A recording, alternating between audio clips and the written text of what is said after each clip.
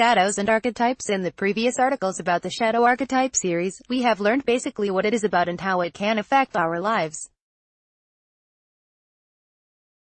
By going deep into its nature and processes, we have seen that it can come through a multitude of ways.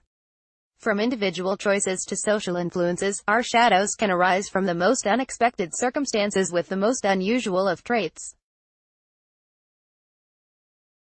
Furthermore, the way our shadow manifests can be quite strange to us. Without knowing it, we have already enacted a manifestation just by how we perceive ourselves and other people. The problem is, as we have repeatedly stressed, being unable to identify that indeed there is a shadow. This causes a lot of issues for us because the driver's seat of consciousness can be taken away without our knowledge. Step 1 then in solving the problem is simply recognizing our shadows. All other techniques and strategies to deal with it can be applied afterwards. Thus, in this article, we will help you identify your shadows based on your archetype. Given that these archetypes are universal structures of the self, our shadows can form part based on the frame that we currently have. Introduction. In this article, we will explore the possible basic tendencies of individuals based on their dominant archetype.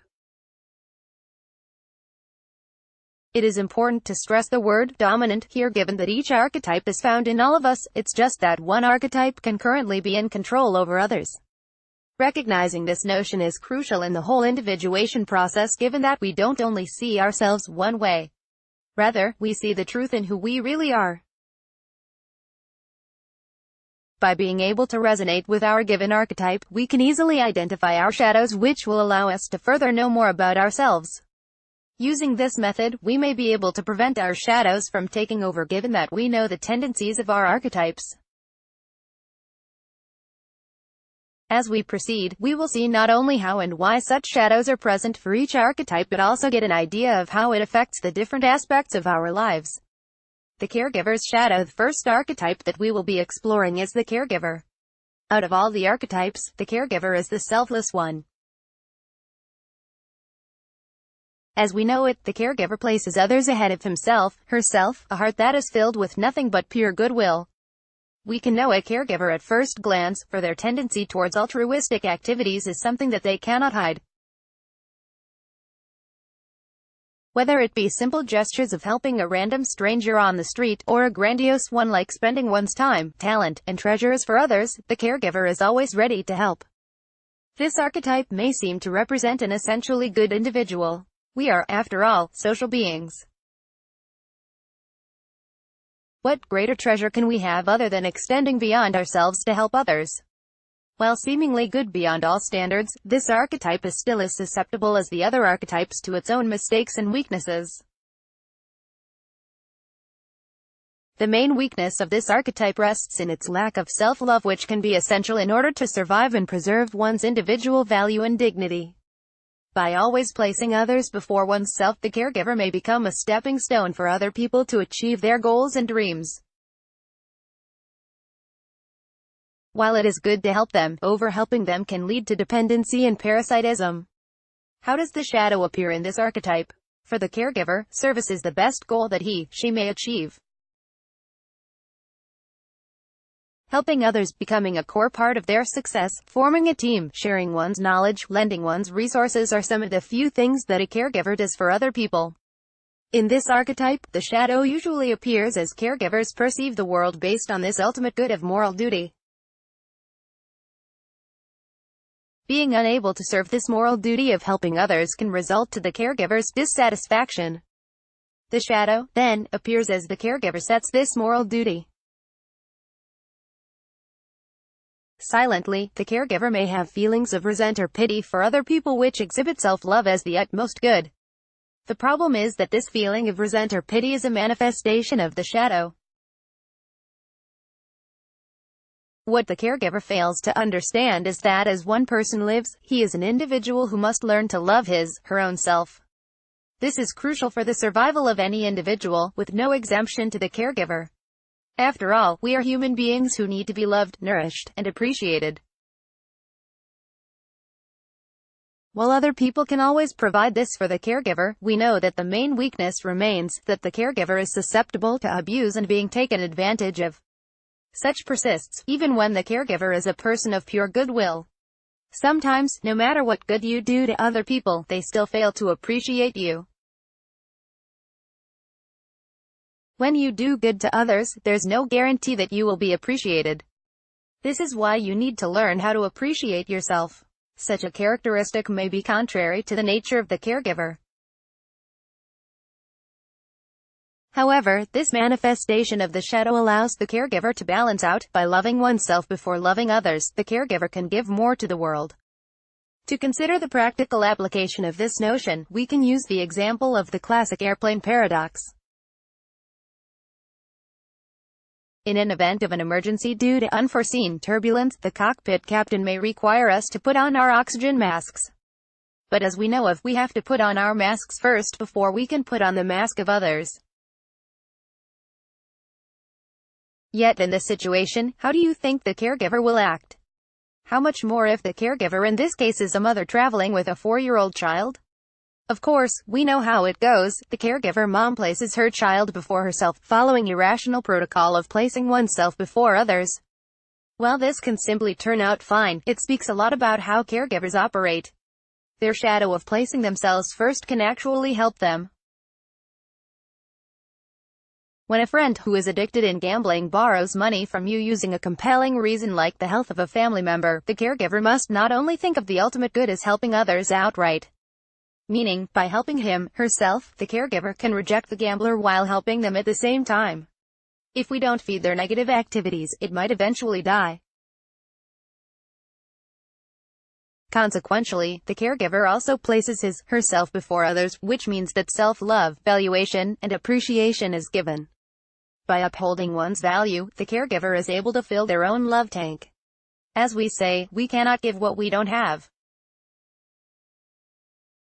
In the same way, if the caregiver persists in this unsustainable pace, they will eventually have to drown in their own water. The shadow then, in this case, manifests a positive trait. The only problem is that the caregiver perceives it from a negative stance, given that their worldview is trapped within their own premises. By listening to the shadow and acknowledging it, it strikes a healthy balance. We are not saying that one must change the nature of being a caregiver. In a world filled with rage and chaos, the caregiver is, nonetheless, our desert oasis. Their wide and welcoming arms can make us feel human. But just like everyone else, they need their own share of sustenance and nutrition, one that only they can give for themselves.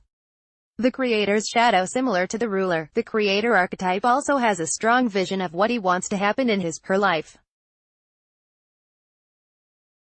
But unlike the ruler, the creator archetype is more focused on building this vision rather than gaining and maintaining control.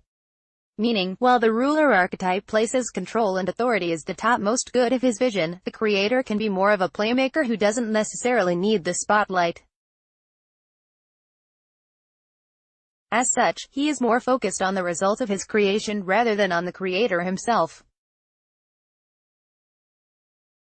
But if we talk about their nature, the ruler and the creator share a lot in common. This is because both of them seeks to create a thing of enduring value.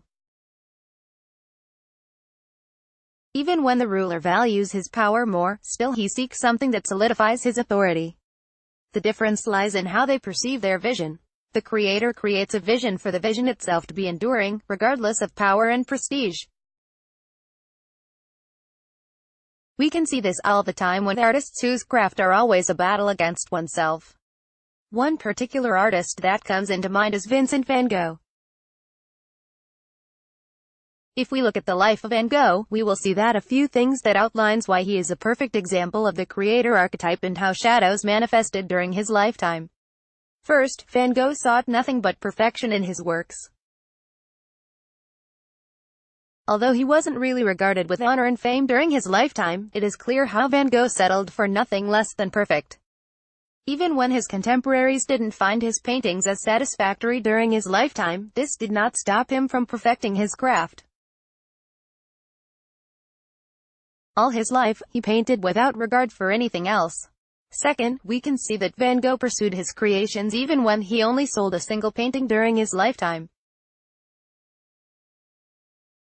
He wanted to be a painter whose artworks were bought in order to gain a living. However, he didn't really achieve this success. In here we can see that his vision lies elsewhere, not in success and fame but in the perfection of his craft which will immortalize his work. Third, Van Gogh was a constant learner, one who truly sought improvement by learning and varying his art techniques.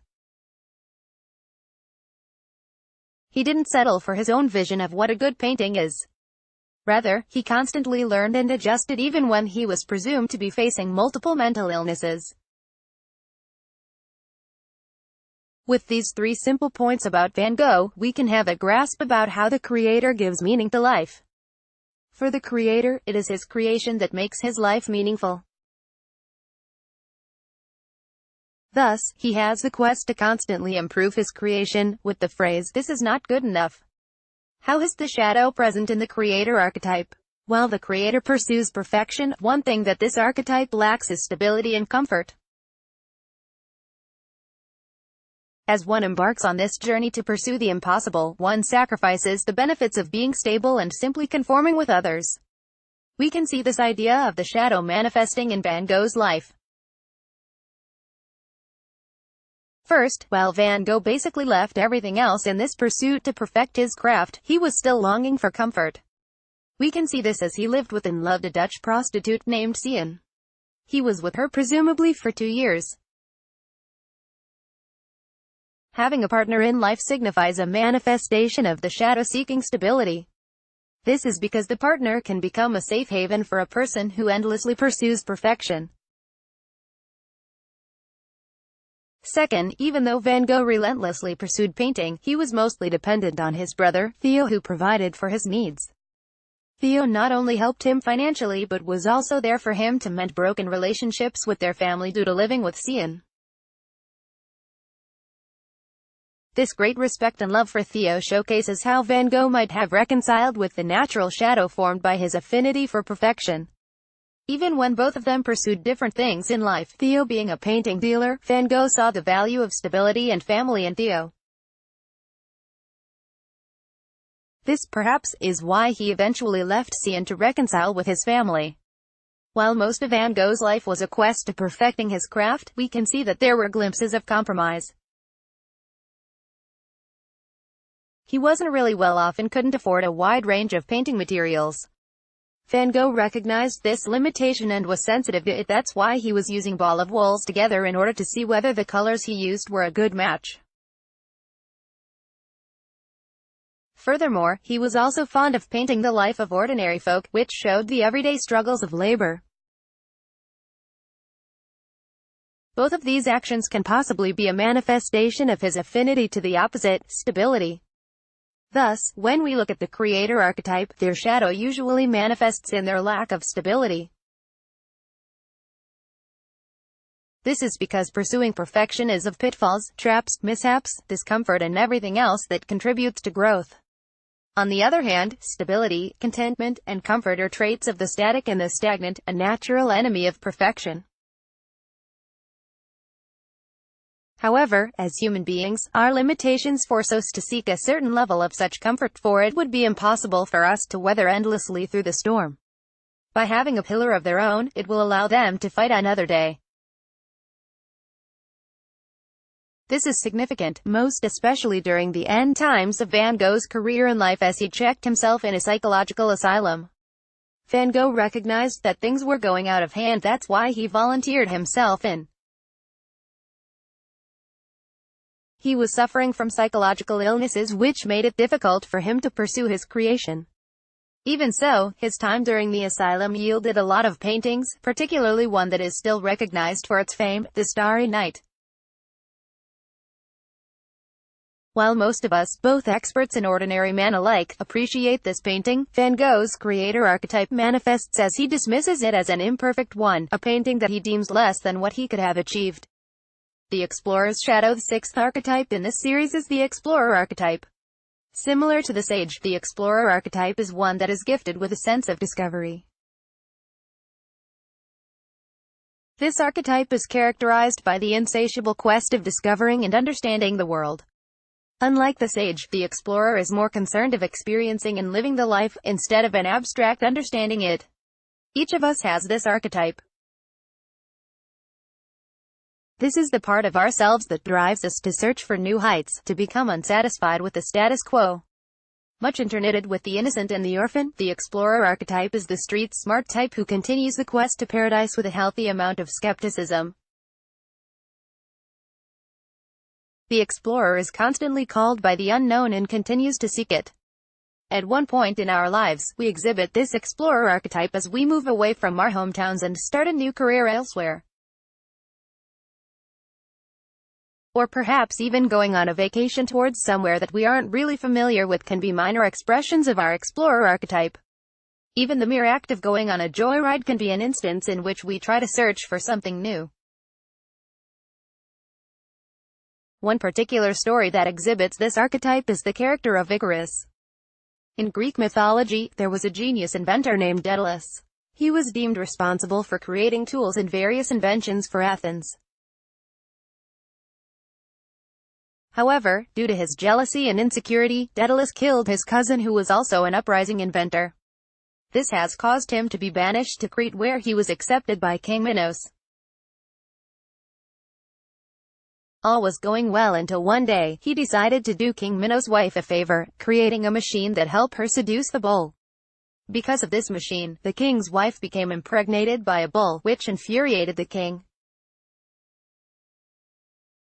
As a punishment, Daedalus and his son Icarus were jailed at the top of the highest tower, where they will die all their life. Being a genius inventor, Daedalus realized a way for their escape, by building wings from the birds' feathers and the wax from their candles. Daedalus knew that it was a dangerous task. He told his son Icarus he should never fly too near the ocean to avoid the wings getting wet, or too near the sun, which would burn the candles. But as we all know, Icarus was envisaged by the possibility of soaring higher. This, in relation to the explorer-seeker archetype, perhaps is the most significant part of the story. The act of Icarus soaring higher was a symbolic quest of experiencing the divine. Back then, Daedalus and Icarus were the first humans to fly.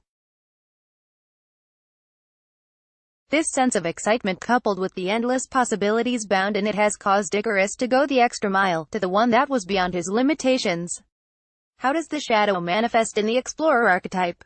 Compared to other archetypes, the explorer archetype is one that is most likely suppressed and is common in us. This is naturally the case because society forces us to conform and adhere with its rules and notions.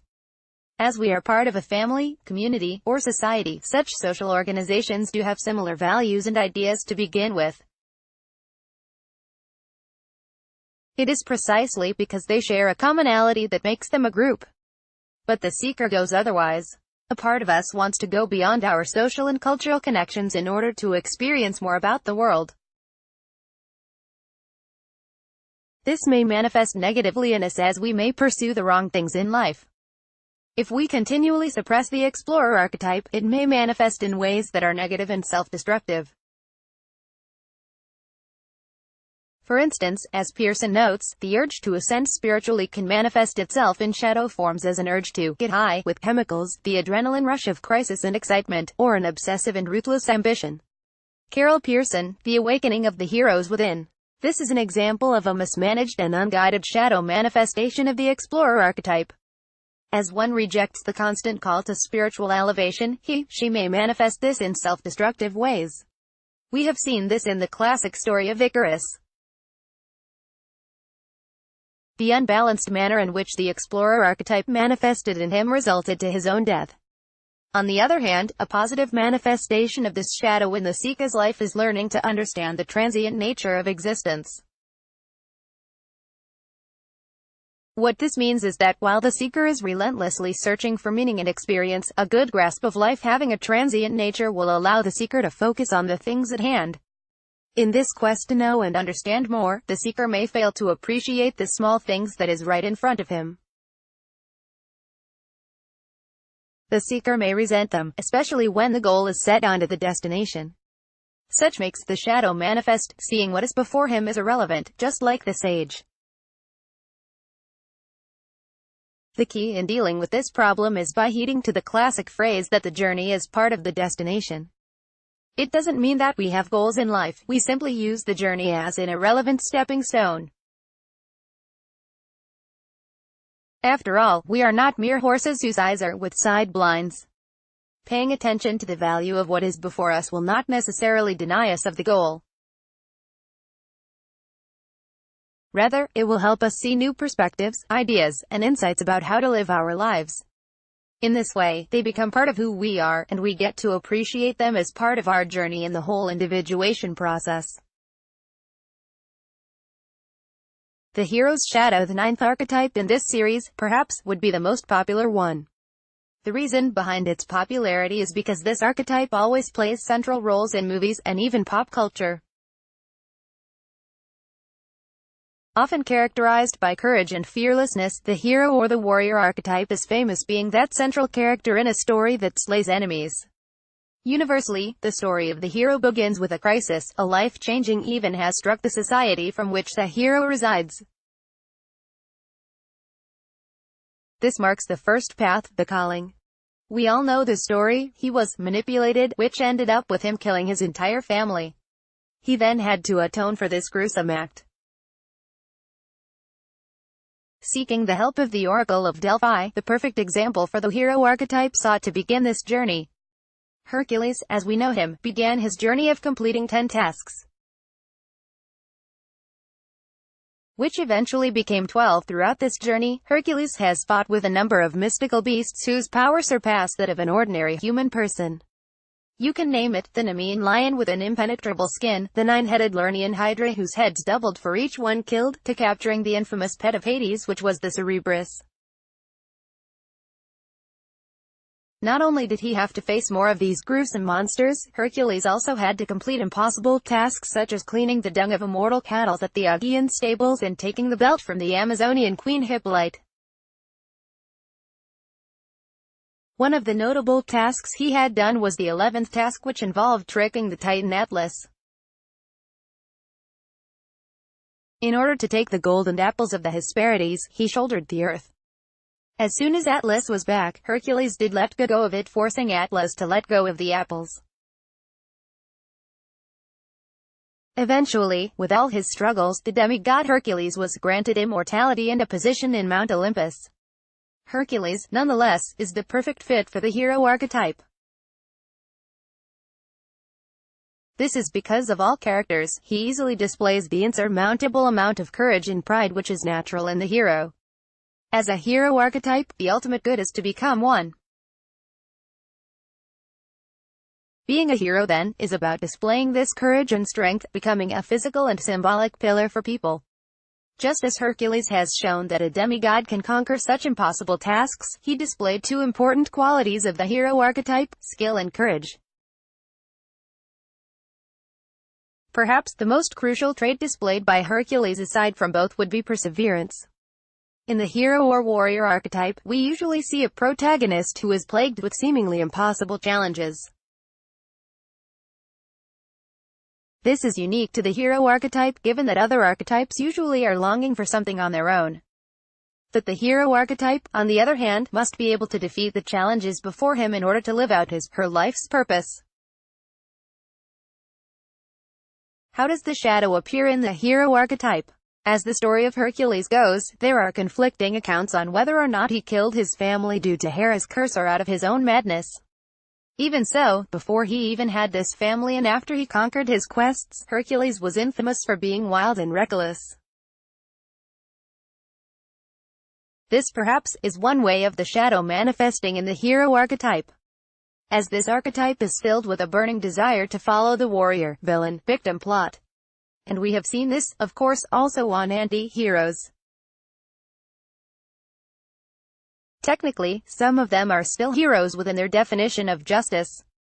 By being too one-sided on what is right, a hero may fail to recognize that he is already doing what is wrong.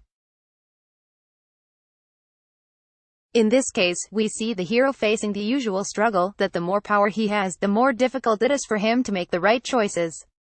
We can see this even in the case of King David. Before he was filled with glory and prestige, he was nothing but a shepherd who held a sling that killed the giant Goliath. But as he rose into power, King David has committed adultery and plotted the death of the husband of a married wife. In the same way, Hercules also had some affairs, just like his father, Zeus, involving multiple women. Universally comparing the literature of heroes, we can see that the hero is often troubled by this problem of being unable to choose what is right, especially with temptation and lust. Pearson notes that sometimes, the danger is that when the hero archetype is in power, he isn't really a true hero. Rather, he may be an orphan who simply clings to power and control. As it is the destiny of the hero archetype is to be in power, the shadow may take over negatively through the hero's moral judgment. If we look at the hero, the problem is not in being powerless. The problem is in failing to control this power. This is because when we are naturally in power, our sphere of influence inevitably expands. This might incite the child in us, an act of the shadow manifesting in the hero archetype. As a hero, one must make moral choices, inevitably repressing the child in us that seeks fun and pleasure. Being struck by the new power that the hero has, coupled with this manifestation of repressed qualities, the hero can easily fall to the shadow. In the same way, the trick to deal with such is, of course, not to covet others' wives. Rather, the hero should acknowledge this shadow so that he may be made aware of his weakness. By doing so, he doesn't necessarily have to address the shadow, but he can simply recognize it as a negative tendency. This will allow for the restoration of moral sensibility for the hero. The innocent's shadow, the fourth archetype that we are going to discuss in this article, will be none other than the innocent. Of all the archetypes, the innocent is the most naive one, given that this archetype focuses more on a utopian perspective of the world. The innocent archetype is one of the most unique archetypes because it is perceived as both the alpha and the omega. What this means is that the state of utopia comprised of pure happiness is usually experienced in both the beginning and end of our lives. As we are born into this world, we are expected to be loving and trusting creatures. For instance, regardless of the intentions of our parents, caretakers, we follow them. This is the naive nature of the innocent, one that mimics a young child. The innocent is simply there to follow and obey, for the innocent avoids being in the wrong and be scolded. In this case, even when the parents are naturally wrong in the way that they have raised their children, it doesn't mean that their children will revolt against them. Even when they are learning the wrong things, children will still be utilizing the innocent archetype because it is the pathway for them to become social beings. By learning how to trust and follow authority, they learn how to communicate. While the child is usually the best representation of the innocent archetype, it doesn't mean that this archetype is limited to us during our childhood phase. Meaning, this archetype can be present even when we are already biologically adults. Such is so by identifying the key trait in the innocent: hope. Yes, the innocent archetype is the one that hopes for a better tomorrow. To a certain extent, this nature of hoping for a better tomorrow is one that makes life bearable. After all, failure to hope for something better to come can easily lead us down the drain. If we are doing things in our lives without that hope that tomorrow will be a better day, our efforts are futile. Sometimes, it is even the case that the result doesn't really matter. What matters is whether or not we believe. This is the case for the innocent. They believe that indeed it will be better, just as a child believes that her parents will always be there for them. But as we know of the world, hope is sometimes the last thing that comes to mind. Recalling the song that catapulted Black Eyed Peas to success, "Where is the Love?" we can see the modern-day problems of the world rooted in the absence of love and understanding between people. Even for some, they have become skeptics of whether or not such will still happen. The long list of real-world problems mentioned there makes us think twice about hoping for a better tomorrow. How does the shadow manifest in the innocent archetype? Following Carol S. Pearson, the famous author of Awakening the Heroes Within, she writes, "The innocent often wants to protect the innocent state of trust and optimism, and so refuses the fall. In doing so, however, it may cause the shadow innocent to take hold." Carol S. Pearson, Awakening the Heroes Within. What this means is that as an archetype, the innocent will follow their notion of the ultimate good, which is to hope and trust others. But as we know it, this imperfect world cannot be trusted. Bad things such as abuse may happen, but the innocent doesn't necessarily deal with it through logic. Rather, they are likely to place their naive viewpoint above everything else. For instance, when we see a child who trusts her parents that they are doing what is best for her, even when these are wrong things, once the child sees and recognizes what is right, she may simply reject it. This is not because they fail to see the value of doing what is right apart from what was taught and ingrained in them. Instead, this irrational persistence results from the shadow taking over. As the innocent projects these unpursued values to others, she may regard other people as not doing enough. For instance, someone with an innocent archetype may overshoot the way she believes things. As they write that grocery raffle ticket, they hope that they will win despite the very slim chance of doing so. In contrast, the matured adult may say that one must not hope in winning that. The shadow of the innocent archetype will automatically regard this comment as undesirable. However, since the shadow manifests in this way, the innocent archetype displays that longing to become realistic in their worldview. By accepting that things won't always go their way, the shadow present in this archetype seeks to strike a healthy balance between hoping and expecting. As we usually say, we should hope for the best, but not expect of it. Thus, we don't become too emotionally attached to slim chances and unlikely turn of events. Furthermore, the manifestation of these problems by the innocent is a result of them blocking a sense of ownership and responsibility. Just as when a child screws up by drawing her favorite superhero along the walls of the house and will never admit them, the innocent has the tendency to pass the blame to other people. This response is a manifestation of the shadow, as the innocent archetype seeks to become more responsible about their own hopeful decisions. By projecting their responsibility on other people, the shadow seeks to inform the archetype that the innocent must wake up from the reality of pursuing a utopic dream. As the innocent type learns from others, if they see them taking the blame, it might influence them to flourish and move forward. So far, the two ways that the shadow has manifested in this archetype seems to suggest that this archetype is nothing more than a hopeless romantic. But as the one writing this, I'd point out that such unfair reception of this depiction should be noted. This is because the innocent archetype is, of all other archetypes, the one that contains purity of a child. As a child, we hope for the best, a necessary trait for us to live and move forward in a life where most of the things are not within our control.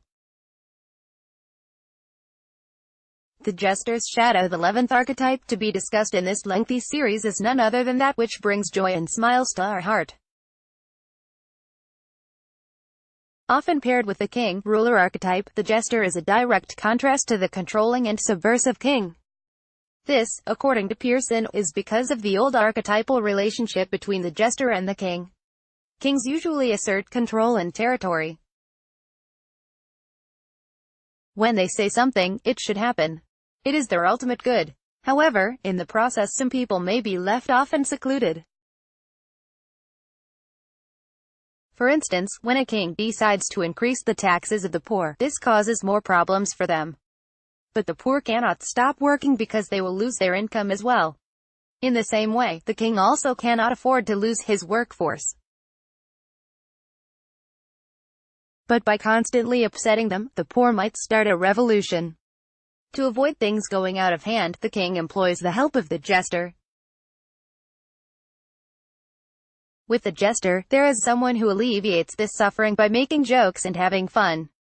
Particularly, we can see this as the jester makes jokes about the king. This somehow makes them feel better. With the jester, the workers who endlessly toil can pause and laugh for a moment and actually enjoy their existence. But this is not to say that the jester is limited in such usage. As a matter of fact, in Old English traditions, jesters were summoned as entertainers for the royalty and nobility alike. They did not only make jokes, but they also did acrobatics and juggling. Their primary role was to keep guests and hosts entertained in an event or gathering of some sort. The socio-cultural significance of the jester gives us a good idea about how it functions as an archetype. The jester, as we know it, places pleasure and happiness as an ultimate good. On different accounts, it can also be called the fool, whose representation is closely intertwined with the tarot card of the same significance. Being the fool, this archetype is sometimes perceived as even more primordial than the innocent. As Pearson writes, the inner fool is never far away from us. Indeed, it is the archetype that precedes even the innocent. The fool is the aspect of the inner child that knows how to play, to be sensual and in the body. It is at the root of our basic sense of vitality and aliveness, which expresses itself as a primitive, childlike, spontaneous, playful creativity. Carol Pearson, Awakening the Heroes Within. Pearson tells us that the jester archetype is the one that embodies the part of ourselves that constantly seeks for in-the-moment creative pleasure. This archetype is crucial for it allows us to deal with the stress of modern-day world, allowing us to take a break from our usual routine, revitalizing us by bringing out the child in us. How does the shadow appear in the jester archetype? The jester archetype in us can manifest in a negative way if we continue to repress it. By not coming into terms with our tendencies for enjoyment and playfulness, our ego will seek a compromise. But the problem with this compromise is that it often comes in negative ways. Instead of having healthy and wholesome ways of enjoying and having fun, the ego may seek mischievous and self-defeating behaviors. For instance, when we think of a young professional who is on his way to success, we only see the part where he is at his best. What we don't see is the troubles behind him, ones that push him to the limit and doing things in the back scene. As such, this uprising young professional is put on a pedestal that he can and will never fail. But this presumption can be very problematic given that he is, after all, just a human person. Inevitably, the jester archetype will manifest negatively in this individual as he seeks temporary rest. This might come in forms that can become negative simply because he doesn't recognize its value. For instance, one can simply turn to drug addiction in order to express the child within. This is the same with having an affair or being overly hooked up in alcohol. Such negative instances are a result of a negative manifestation of the jester in us. A manifestation similar to such reflects acts of gluttony, irresponsibility, and sloth. These are negative traits that can easily kick us off balance, taking that young professional farther away from his goal. The key to dealing with this shadow is through acceptance that the jester archetype, when it is not the dominant part of us, is present in us. In doing so, we get to realize that from time to time, we also need to pause and enjoy the moment. Taking that vacation, going on a spontaneous date, randomly watching a film and similar activities can give us a breath of fresh air from our cyclic and monotonous lives. By seeing how we can possibly enjoy the moment, the fool archetype leads us to appreciate what's right under our nose. Such positive shadow manifestation can happen as we see others enjoying their lives and laughing about trivial and mundane matters.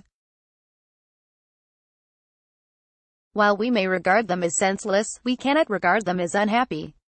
At least for those few moments, they were filled with smiles and laughter.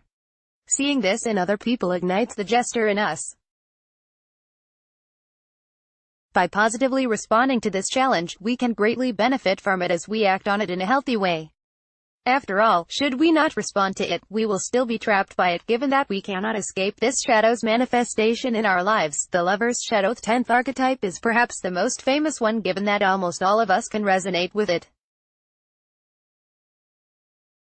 Often romanticized, the lover is best portrayed by the story of Romeo and Juliet. Coming from rival families, the love story of Romeo and Juliet poses out the beauty and madness of falling in love. As Romeo was initially broken-hearted, he went to attend a party hosted by Juliet's family.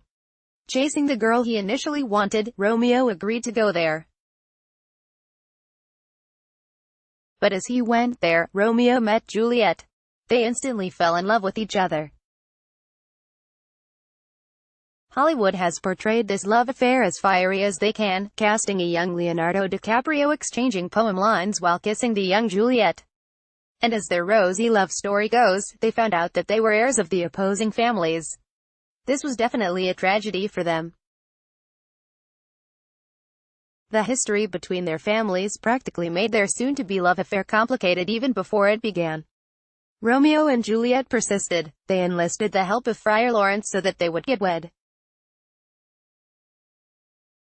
However, on the afternoon before the marriage, a conflict broke out between cousins of both sides. This caused the death of Mercutio, which enraged Romeo, killing Juliet's cousin Tybalt. As the prince sought to resolve the scene, he banished Romeo. Juliet's father, Capulet, then decided that Juliet will marry another man, Paris, within 3 days. Juliet didn't want this to happen, so she sought the help of the friar. To resolve the inevitable, Friar Lawrence told Juliet that she can take a pseudo-poison which will make Juliet seemingly dead for 42 hours in order to avoid the marriage.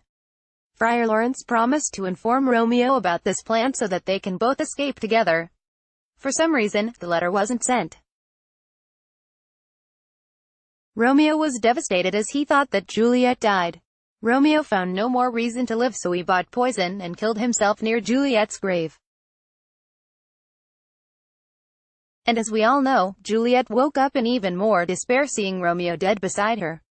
She eventually decided to kill herself as well. The ultimate good for the lover archetype is to love and be loved. This means that one must be able to experience happiness as being part of someone else's life. Such good compares to no other. Both Romeo and Juliet exhibited this quality. Being perfect examples of the lover archetype, Romeo and Juliet placed their contexts behind them.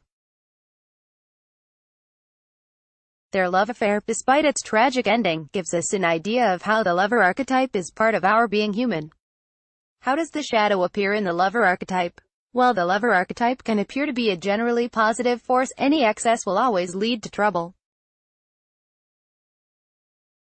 In this case, one way that the shadow may appear is when someone loves the other too much. This becomes a problem primarily because one must love oneself before anything else. For instance, when a father gives everything for his children, he may look at other fathers with a sour grape. Even when other fathers are successful, the shadow may take him to perceive otherwise. The problem is when we fail to love ourselves, the kind of love that we can give will also be limited. Because one cannot give what she doesn't have. The same principle applies in loving someone. If we fail to value ourselves, we can only achieve so much in life. It is because by valuing ourselves, we grow. This is why the shadow can positively manifest in the lover archetype by reminding the individual to love oneself. In doing so, the shadow hopes that the individual will be able to love others more. The reason behind this is that while our value can be added by others as they appreciate us, it is still up to us to see this appreciation. In valuing our own selves, our individual perspectives come to play. This is the reason behind the popular idea that happiness is a perspective. If we associate happiness with acquiring things that we don't have, it will be difficult for us simply because we will always have something to aspire for. But the lover archetype solves this problem. By loving someone and placing someone at the center of one's life, the lover archetype hopes to give meaning to her own existence. While a significant other can greatly contribute in one's notion and idea of happiness, no one can complete the other. This is because when we talk about the individual, we cannot do away from one's consciousness. And as discussed in the previous articles, this consciousness allows us to look at ourselves from a distance. This distancing method makes it all the more complicated for us to simply depend on others. Because even when we depend on them, it is up to us to appreciate their love. We can observe this phenomenon when someone tries to appreciate us. If we are a bit naive, we would take precaution of their compliments. The question is, where does the problem lie? Is it with their comment or the way we perceive ourselves? In the same way, this wake-up call caused by the shadow can also lead to narcissism. The lover archetype seeks to love and be loved. Thus, Pearson notes that the strategy for the lover archetype is to be wanted. But in order to improve oneself, one has to love oneself. In doing such, if one also goes overbound, it might lead to narcissism. This can lead to problems which cause too much love for oneself, leading to self-destructive acts. If left uncontrolled, the shadow in the lover archetype can lead a person to love oneself too much or love others in an excess. Either way, it won't end up good, as it will lead to tragedies, just like in the story of Romeo and Juliet, the magician's shadow. During the ancient times, magicians were highly regarded as the king's inner counsel. This was perhaps because of their ability to weave and manipulate something other than the physical kingdom itself. Perhaps one of the most famous figures of magicians is none other than Merlin the Wizard. Largely popular among the mass audience, Merlin is a beloved character who is often seen as wise and with immense magical prowess. The character of Merlin, who is strongly intertwined with King Arthur, is often portrayed as a great wizard. According to Welsh literature, he is a man of mystery and magic, not only being a wizard but also a close advisor to King Arthur. In the classic folklore, Merlin helped King Uther in seducing the wife of a married man. Although he voted against it, Merlin still used his powers to transform Uther into Gilwa, the husband, successfully tricking Igraine, the wife whom Uther sought dearly, and impregnating her. The son, of course, would soon become King Arthur. Eventually, King Arthur did the iconic act of pulling the sword and claiming his rightful throne. This quick summary about the story of Merlin and King Arthur gives us an insight about the magician archetype. Being the most mystical of all the archetypes, the magician archetype, as represented by Merlin, is often accommodated by mystery and mysticism. Mystery because most of the time, people who exhibit this as their dominant archetype are individuals who appear to know something beyond the layman's knowledge. Meaning, when there are established rules and ideas of thought, the magician archetype is associated with hermits who live outside those bounds. Such is primarily because they are perceived to have an existence that is centered upon things beyond the usual social concerns, love, peace, society, struggles, war, and all other mundane things. Rather, this archetype is focused on the second part, mysticism. Being mystics themselves, the magician archetype is focused on spirituality. Unlike the sage whose main focus is knowledge, the magician draws the line by exploring what is beyond.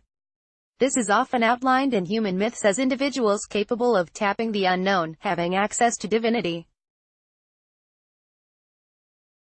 In the story of King Arthur, Merlin is often portrayed as a character who shapes the course of fate by giving access to supernatural powers. When the sword that which King Arthur pulled was broken, it was Merlin who urged him to obtain a new one from the lady in the lake. The newer sword was then revered to as the original Excalibur, containing divine might. If we do an analysis about this story, we will realize that Merlin serves as a bridge to the gap between man and divine. From the conception of King Arthur to the access of his powers, Merlin the magician played a vital role in things happening.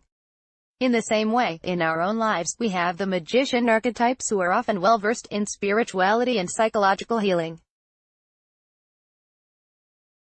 While we cannot understand their methods, their ways seem to be magical as they bring out results.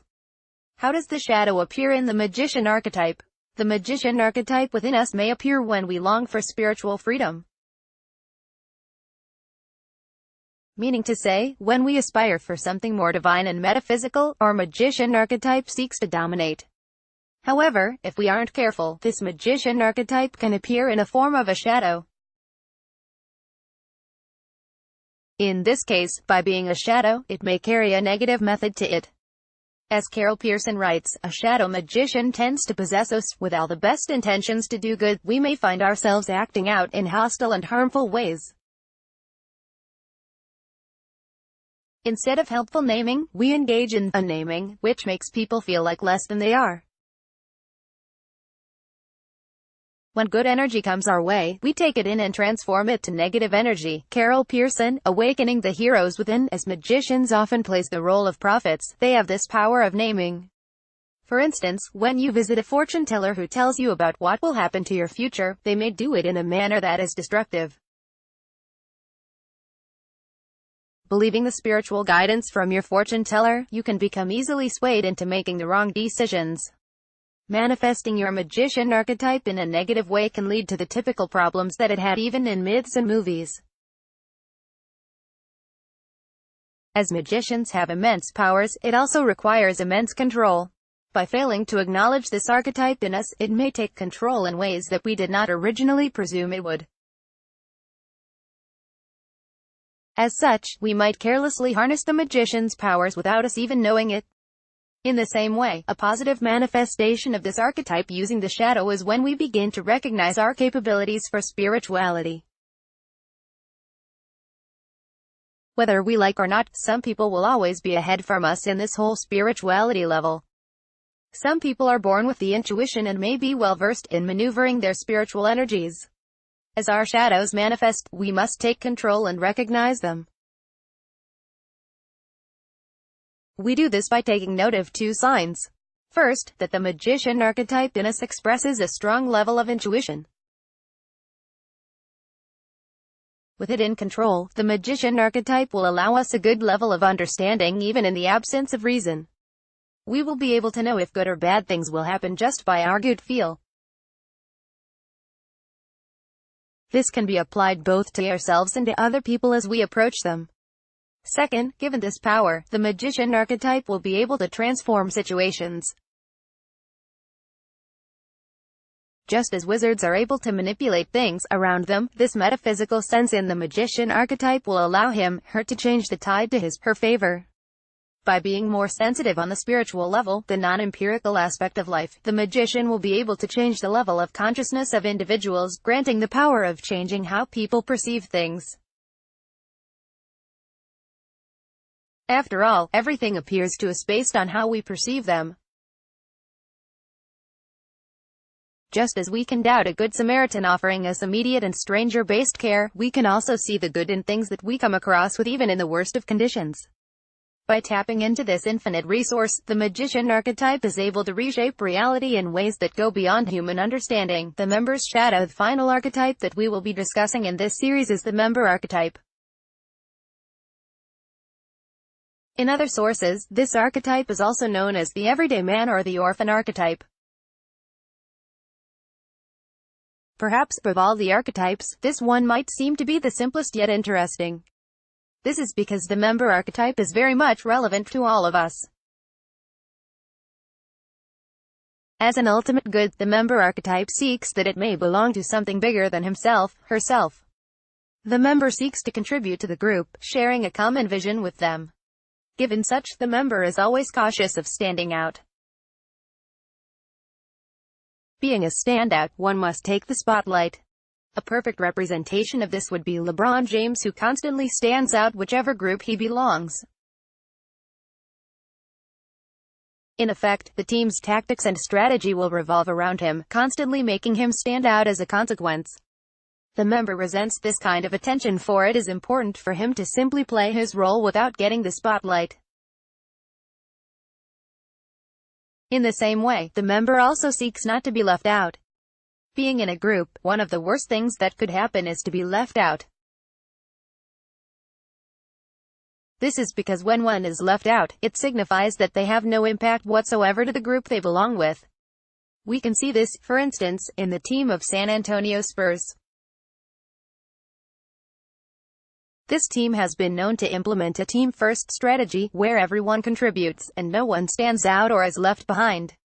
Even when one is a bench player, they are expected to score. This is because plays are based on strategies, not star players who dominate the whole action.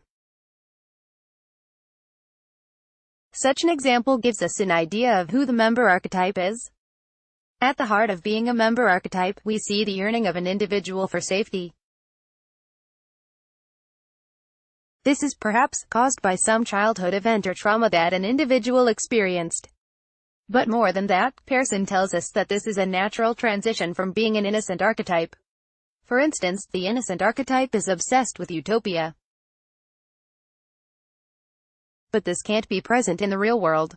Thus, the young child is inevitably disappointed, feeling betrayed. As such, it results into the orphan archetype, one that responds with powerlessness. This event can result them into becoming a member as they find comfort in belonging to something. How does the shadow appear in the member archetype? One problem with the member archetype is that it's closely intertwined with being an orphan. While we can perceive it as one of its stages, a lot of negativity can be seen in the orphan archetype given its dependent nature. As such, one may manifest this negativity by showing signs of emotionally manipulating people around them. We've seen this in some people we know, that they love to play victim. If we are not careful, the shadow version of this archetype may manifest instead of a positive response. We can be hijacked by our shadows, representing this trait, without us being aware. One sign to pay attention to would be dependency. Once people start becoming dependent on others, they begin to conform. While conformity is not necessarily wrong, it can still be problematic. As Soren Kierkegaard discussed, simply conforming to others can define us without us being careful about it. The problem with this is that in letting society define us, we run away from the responsibility of defining your own fate. Looking at other archetypes, while they differentiate with each other, all of them yearn for something that they define for themselves. Although we may define to conform, it doesn't necessarily mean that such are values that we agree with. The path in avoiding this shadow is by accepting that we need help. As human beings, it is inevitable that we become helpless at times. In one way or another, we seek the help of another person, which is crucial for it marks our social nature. By being social creatures, we cannot avoid the member archetype in us. The key is in moderation and authenticity. Moderation is important because it will allow us to define our being a member with limits. Sometimes, people commit too much on something even when it is filled with negativity. A fraternity, for instance, who continues to do undesirable acts is something that the member archetype can negatively contribute to. Actions within this sphere can be problematic just by the fact that no limits may be employed. In the same way, authenticity is also a value that must be noted in being a member archetype. This is because our authenticity will define whether or not we are truly interested in the things that we contribute to. It raises the question of whether are we mere orphans or members. Because if we simply join in order to belong, we are no different from orphans that only long for attention and safety. However, true archetype members contribute and dedicate themselves to something simply because they believe in its vision. The outlaw's shadow. The seventh archetype in this section is commonly referred to as the rebel or the outlaw. Out of all the archetypes, this one is perhaps most in touch with the commonly rejected aspect of life, death and destruction. While all other archetypes long for something that creates or builds, whether it be about love, knowledge, learning, kingdom, etc., the outlaw seeks to rebel from them. The main reason behind such actions is that the rebel understands the nature of the world, that progress is both creation and destruction. When something is created, something must also be destroyed. In order to build new relationships, we must let go of the toxic ones. In the same way, life proceeds in this manner. Looking back at the film Inside Out, the crucial scene wherein Bing Bong vanished into nothingness outlines the kind of rebellion that the outlaw seeks. We saw that in the film, the character of Bing Bong necessarily vanished because it was time to grow up, and it is the natural order of things that we have to let go. But by letting go, this allows space for new and better things in our lives. This vision of progress and development is the ultimate good for the outlaw. One prominent character in human history that perfectly exhibits the outlaw archetype is none other than Robin of Locksley. More commonly known as Robin Hood, the story of Robin of Locksley, as depicted in one of the accounts, is that he was a nobleman of good stature. However, his fate soon changed when he was sent to the crusade. Surviving this tough battlefield, Robin gained warfare prowess, with him being a skilled archer portrayed in an iconic fashion. The problem, however, in his lifetime was that when he went home, he found out that the sheriff seized all his properties. He went home to a land where the sheriff unjustly uses the money and skills of the poor to fund this crusade. To address this, Robin eventually became a mysterious bowman who stole from the rich. He captured carriages and raided chambers where the money was. He then proceeded with returning this money to the poor, thus creating the legend about Robin Hood. Looking at Robin as a model for the outlaw archetype, he sought destruction of the unjust status quo in order to restore balance and create progress in society. As the story goes, the corrupt sheriff was leading the society down the drain. Instead of helping them, he used them as mere means to an end. Robin, who exhibits the rebel archetype, embodies the essence of destruction and suffering. Being stripped by his noble status, he was coming from a context that had shown him how drastic change can be brought by struggle. The same method, then, is applied in the way he asked for payback from the sheriff.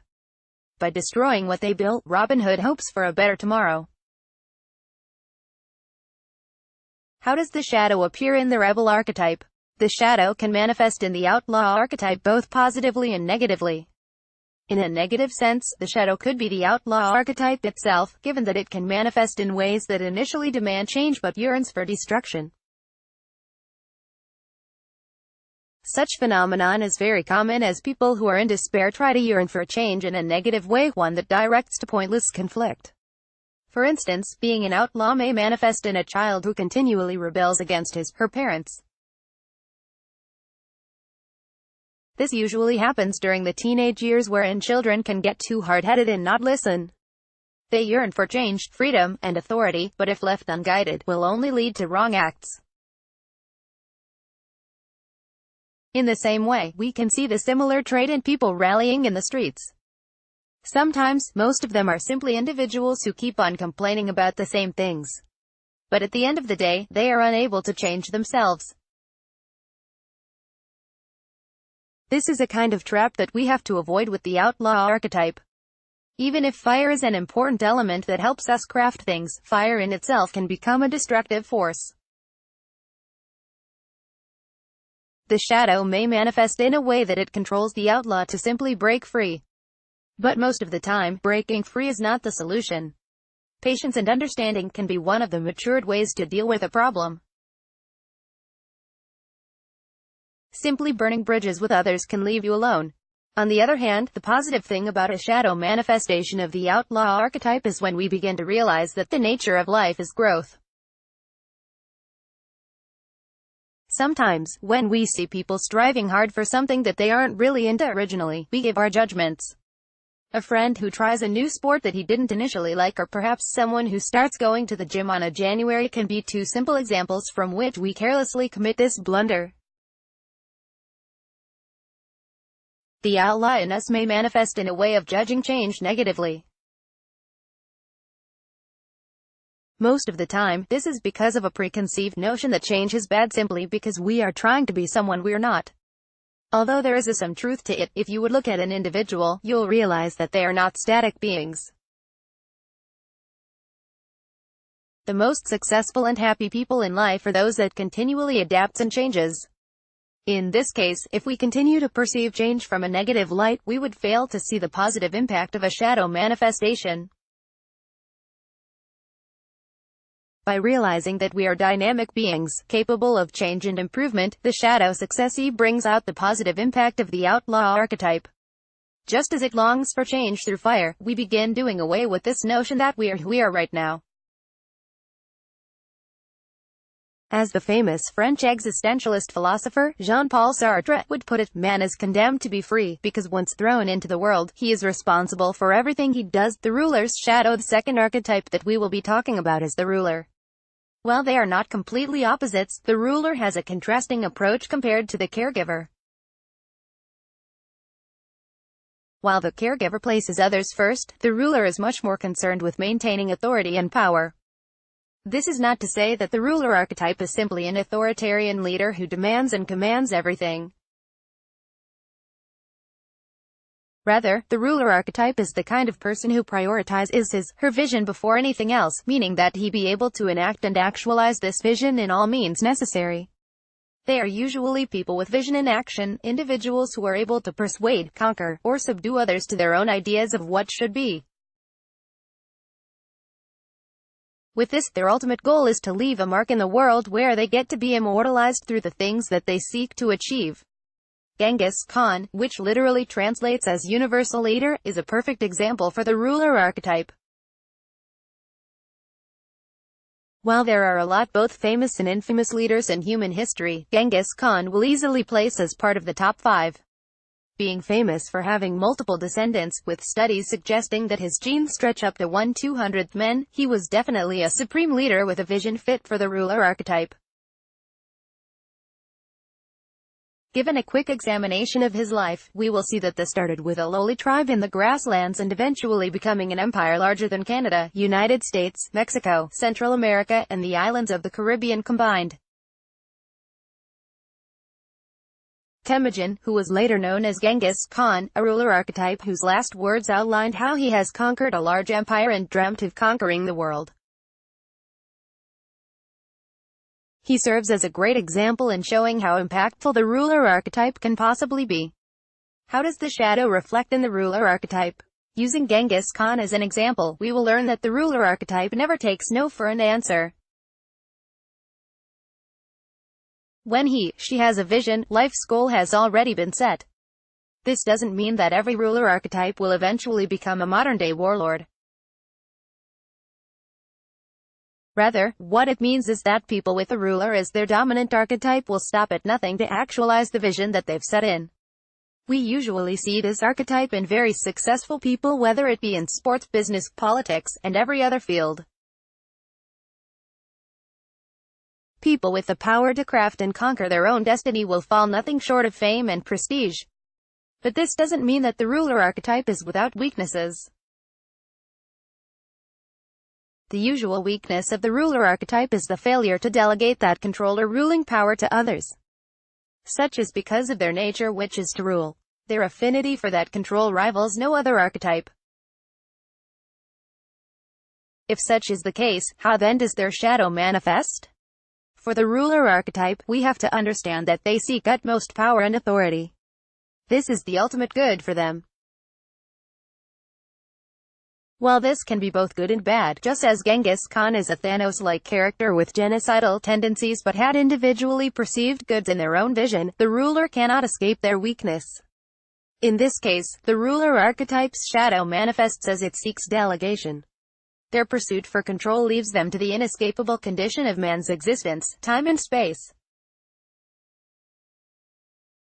Given this predicament, the ruler, if he wants to extend his vision, must inevitably learn how to trust others and delegate some controlling power. In order to gain more, one has to give more. To conquer more lands and cities, one must assign generals and advisors. To expand one's company, one must train and elect managers and supervisors. By doing this, the shadow manifests in the ruler. While he tirelessly persists to actualize his/her vision, the ruler is nothing more than a human being who needs to pause and slow down. Such doesn't mean that the ruler wants to relinquish his role. Rather, the shadow is waking the ruler up to the fact that he cannot do everything alone. While we can usually achieve success by doing everything alone, such success is not sustainable because we will eventually get tired. Furthermore, this projection of the shadow also makes the ruler address one of his weaknesses, being too much of an authoritarian. Known for their affinity towards control, the ruler archetype is always at risk of being too controlling. However, if we look at people around him, they are individuals and not machines. Imposing a purely authoritarian stance will treat them as if they were simply gears in a cog. While this can be done by fear, such may not necessarily sustainable, for individuals have their own rationalities and emotions. The shadow realizes this, and that's why it seeks to project itself in a manner where it tries to help the ruler become wiser in the choices he makes. As the shadow projects this to other people, it seeks to wake up the ruler to this inescapable reality, that his legacy is not his alone. By acknowledging the shadow, the ruler archetype will realize that although he plays a big part in making and achieving his goal, he is still simply a part of it, that he is not the goal itself. Upon his death, Genghis Khan's last words spoke of the same idea. He said, "I have conquered for you a large empire, but my life was too short to take the whole world. That I leave to you, Genghis Khan, the secret history of Mongols, the sage's shadow." The fifth archetype that we will discuss is the wisest of them all, the sage. The sage archetype is unique in its own way, given that she embodies the true meaning of philosophy. If we look up its etymology, the word philosophy comes from the Greek words philo and sophia, literally translating to love of wisdom. This speaks volumes for the sage because this archetype ultimately pursues wisdom as its end goal. Meaning, individuals with this as their dominant archetype relentlessly pursues wisdom. They take in the mantle of knowledge as a lifelong journey. For them, life is like a puzzle of endless outcomes, whose meaning is so vast that they know they cannot understand it in a lifetime. And yet, they continue to carry on so that they can pass the torch of knowledge. The main goal of the sage archetype is this search for truth. Perhaps one of the most significant persons to have done this is Socrates. Recalling how he searched for the truth, we will see that he is a perfect embodiment of the sage archetype. Socrates was a simple man who fought for the Peloponnesian War during his time. As he went back to his hometown, he has discovered that there was this prophecy from the oracle of Delphi that there was no one wiser than Socrates. So, in order to know the truth about this claim, Socrates decided to ask numerous questions to the pillars of wisdom in Greece. He didn't believe that he was the wisest, which led him to seek for the wisest in his country. In this quest to find the truth, he subjected nobles, artisans, politicians, leaders and all other individuals who are deemed to be wise, to his method of cross-examination. Socrates eventually concluded that no one was indeed wise enough, given that these great individuals could not accept that their arguments and notions were lacking. Socrates concluded that indeed the prophecy of the oracle was correct, not because he possessed omniscience. Rather, he realized that he was the only one wise enough to admit that he wasn't wise, given that he actually pursued questions. Inevitably, people were mad at Socrates and has subjected him to trial, which convicted his death by poison. Even then, his last words were, "I shall never give up philosophy or stop exhorting you and pointing out the truth to any one of you whom I meet, saying in my most accustomed way, most excellent man, are you, not ashamed to care for the acquisition of wealth and for reputation and honor, when you neither care nor take thought for wisdom and truth and the perfection of your soul." Plato, Apology, 29d. The life of Socrates gives us a good grasp of how the sage archetype understands the ultimate good and how he seeks it.